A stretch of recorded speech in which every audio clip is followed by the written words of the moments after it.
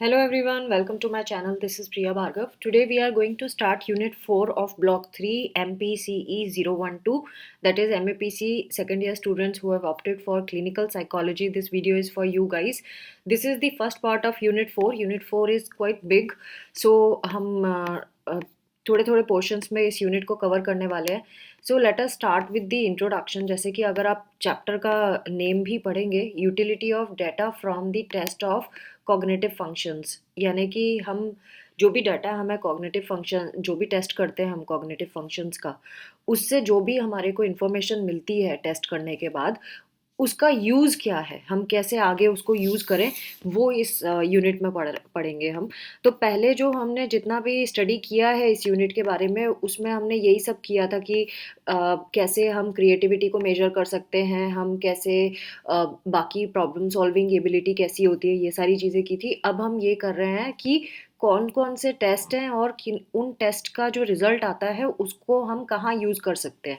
सो ये हम पढ़ने वाले हैं. सो इस यूनिट में आप ये देखेंगे कि इसमें इन्होंने यही बताया है कि जो हमने डाटा कलेक्ट किया है, या फिर हमने साइकोलॉजिस्ट जो क्लिनिकल हो गए या काउंसलर हो गए या साइकियाट्रिस्ट भी हो गए, उन्होंने जो भी टेस्ट के रिजल्ट्स उनको मिले हैं, उससे उन्होंने एग्जामिन करना है कि अब आगे क्या करना है, कैसे डायग्नोसिस तक पहुंचना है, ट्रीटमेंट प्लान क्या बनाना है, और जो फ्यूचर बिहेवियर जो होंगे उनको भी हम प्रिडिक्ट कर सकते हैं इन टेस्ट के रिजल्ट से.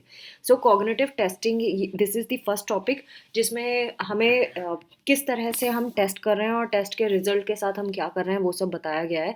तो कॉग्निटिव टेस्टिंग जो है ये जनरल टर्म होता है जो हम यूज़ करते हैं जब हम स्किल्स, थिंकिंग स्किल्स किस तरह की है पर्सन की और उसका जो बिहेवियर है वो किस तरह का है, उस उससे इंफॉर्मेशन हम ले लेते हैं, और उस इंफॉर्मेशन से हम एसेस कर पाते हैं कि उस पर्सन का कॉग्निटिव फंक्शनिंग किस लेवल की है.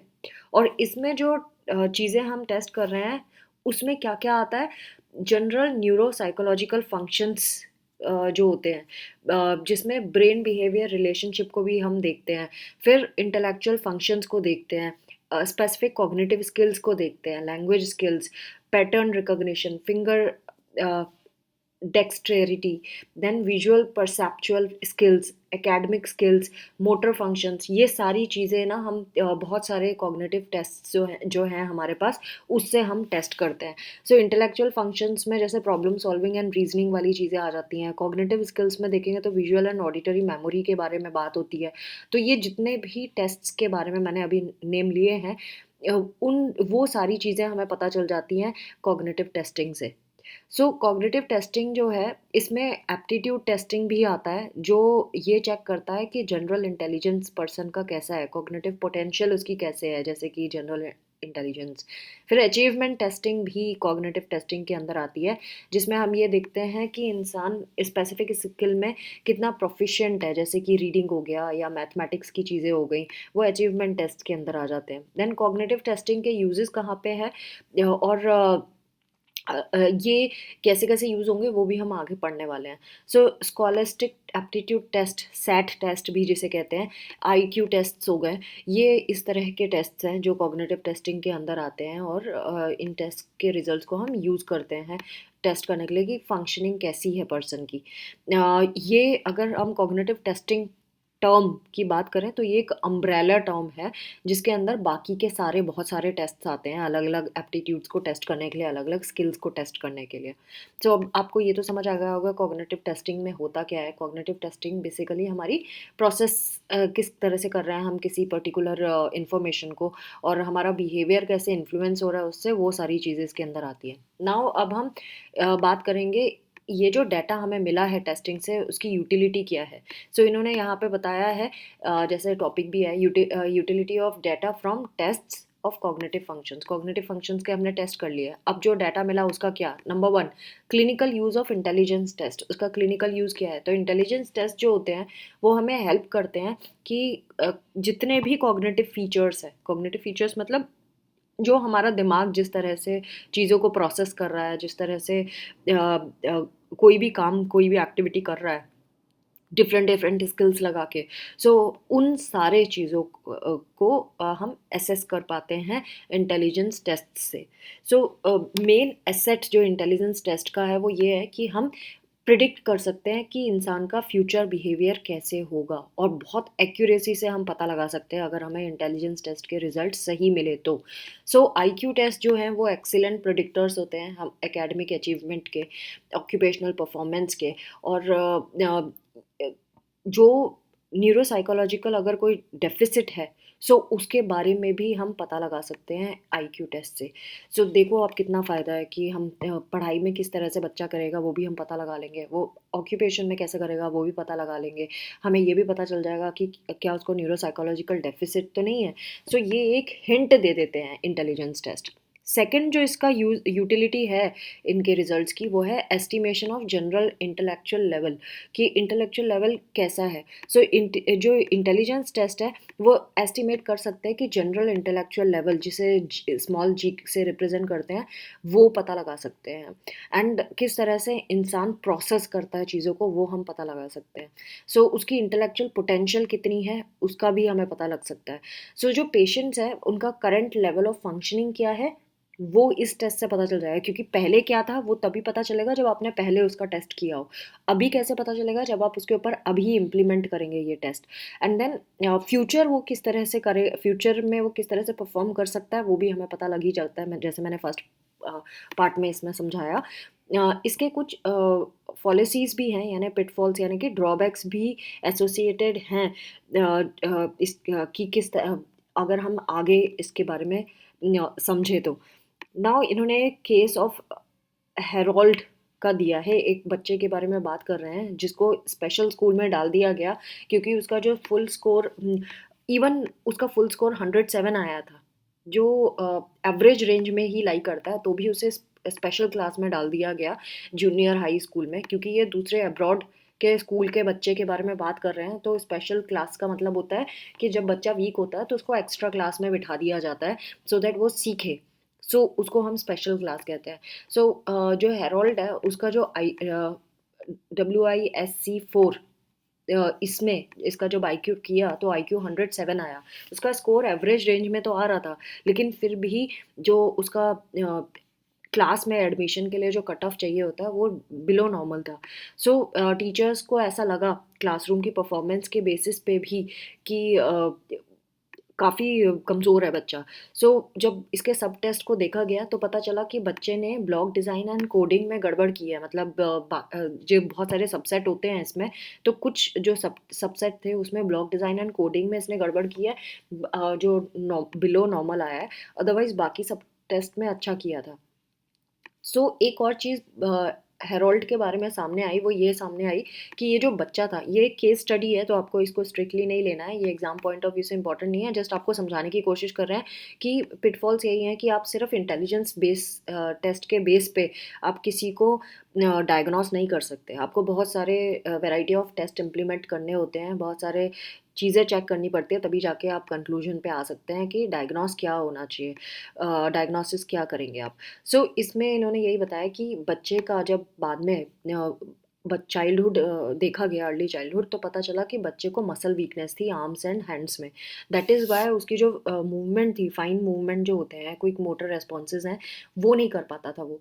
और वो इतना क्लेवरली एक्शन करता था कि किसी की नोटिस में भी नहीं आई ये चीज़।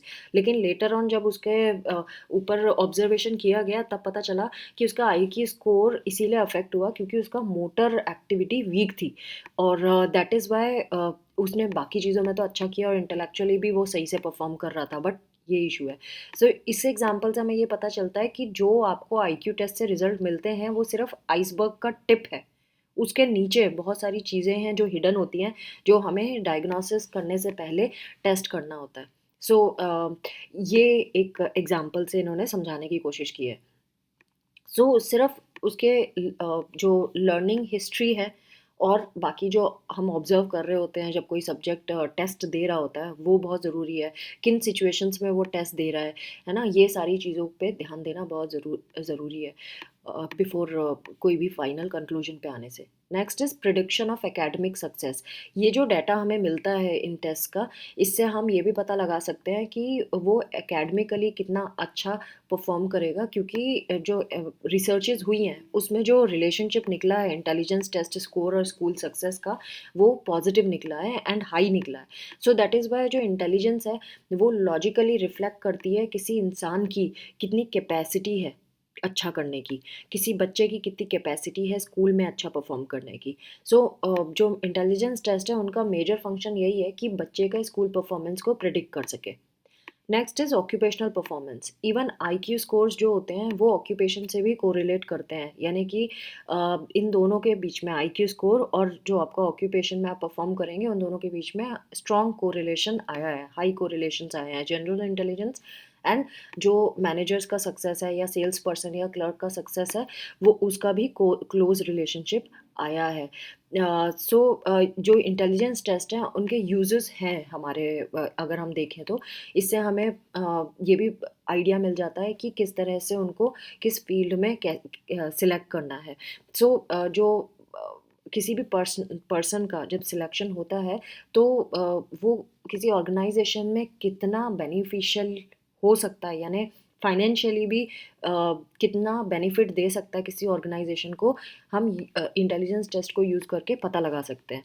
सो आईक्यू टेस्ट जितना एक्यूरेट होगा उतना ही हमारे लिए अच्छा होगा। और सिर्फ आईक्यू टेस्ट ही नहीं, बाकी चीज़ें जो हो रही हैं अगर उसको भी हम कंबाइन कर दें, बाकी चीज़ें मतलब जैसे कि उसका स्ट्रक्चर्ड इंटरव्यू जब आप ले रहे हैं या इंटीग्रिटी टेस्टिंग कर रहे हैं या वर्क सैम्पल्स उसके देख रहे हैं, उन सारों को कोरिलेट करके आईक्यू टेस्ट प्लस ये बाकी के स्ट्रक्चर्ड इंटरव्यू एंड ऑल, इन सबको कंबाइन करके जो आपको रिजल्ट मिलेगा वो आपको एक्यूरेट आइडिया लगा देगा कि वो किसी ऑर्गेनाइजेशन के लिए कितना अच्छा एम्प्लॉय साबित हो सकता है। Next is appraisal of style. ये बहुत इंपॉर्टेंट है अप्रेजल ऑफ स्टाइल, कि सक्सेस होगी कि फेलियर होगा, ये इस पे डिपेंड करता है। सो इंडिविजुअल की जो इंटेलिजेंस टेस्ट होती हैं उसकी जो मेजर वैल्यूज़ आती हैं वो हमें हेल्प करती हैं। इवन वो किस तरह से बिहेव कर रहा है उससे भी हमें हेल्प मिल जाती है कि वो किस पेशेंट वर्क में किस तरह से परफॉर्म करने वाला है। फिर हमारी जो ऑब्जर्वेशंस है जब वो टेस्ट कर रहा होता है आईक्यू का, उससे भी हमारे को बहुत सारा रिजल्ट पता चल जाता है। सो इसमें ना यहाँ पे इन्होंने कुछ क्वेश्चंस के सैंपल दिए हैं और हमसे पूछा है कि ये भी आप चेक कर सकते हो कि child do as well as possible, क्या जब वो टेस्ट कर रहा है तो जब टेस्ट कर रहा है तब उसका मेंटल स्टेटस क्या है, क्या वो मोटिवेटेड है कि नहीं है, क्या वो अपना बेस्ट दे रहा है उस टेस्ट में या नहीं दे रहा है, वो फेलियर अवॉइडेंस के लिए किस तरह का बिहेवियर शो कर रहा है। ये सारी चीज़ें ऑब्जर्व करना भी ज़रूरी है जब कोई पर्सन ये वाले टेस्ट आईक्यू टेस्ट दे रहा होता है। और क्या वो आइटम्स को सॉल्व करने में स्ट्रगल कर रहा है या वो इजीली सॉल्व कर रहा है। तो ये कुछ क्वेश्चंस इन्होंने बताए हैं कि यू कैन ऑब्जर्व, एंड यहाँ पे इन्होंने कुछ एग्जांपल्स भी दिए हैं जो आप देख सकते हो। और जब आप पूछ रहे होते हो तो इस पे भी आपको नोटिस करना है कि वो किस तरह के आंसर दे रहे हैं। तो इन्होंने यहाँ पे सैम्पल दिया है, you can read if you want, otherwise ये सिर्फ समझाने के लिए आपको दिया गया है। फिर आगे इन्होंने यहाँ पे हमें और भी दिया है कि कुछ टेस्ट होते हैं जिससे हमें बहुत सारी चीज़ें पता चल जाते हैं, जैसे पैटर्न ऑफ स्कोर्स, जैसे कि इंटर टेस्ट स्कैटर आता है। ये एक टेस्ट है जिसका स्कोर जो आएगा उससे हमें आइडिया लग जाता है कि क्या पेशेंट जो है आपके सामने जो टेस्ट दे रहा है उसको कोई डायग्नोस्टिक प्रॉब्लम तो नहीं है, यानी कि जैसे कि डिप्रेशन हो गया या शिज़ोफ्रेनिया हो गया, इसका केस तो नहीं है। सो क्लिनिशियंस जो है वो बहुत ज़रूरी है कि वो पर्सनैलिटी के बियॉन्ड जाके नोटिस करें कि उसका बिहेवियर किस तरह का था, और वो डायग्नोसिस में भी फिर हेल्प करता है।